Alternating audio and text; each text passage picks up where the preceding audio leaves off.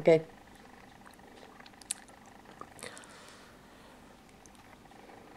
Sanoisin, että mä oon aika heikko mies, koska mä hakkaan vaimoa ja lapsia. Mutta teidän täytyy ymmärtää, että mä en nauti siitä.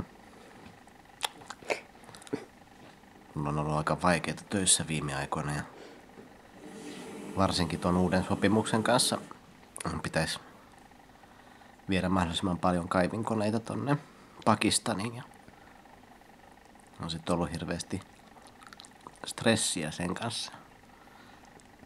Ja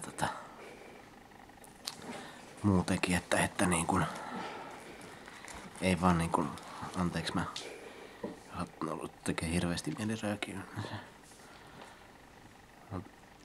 Ei saatana, ei. Sisätilassa ei saa polttaa enää. Niin se on hirveästi stressiä siitäkin, kun vaimon alkuttaa koko ajan. Kyllä mä sitä aina turpaa vedän, mutta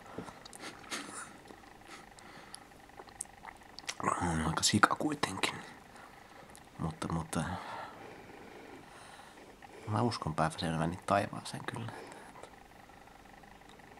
Mä oon saanut sanan tuolta meidän seurakunnan pastorilta, että mun on taivaaspaikka valmiina.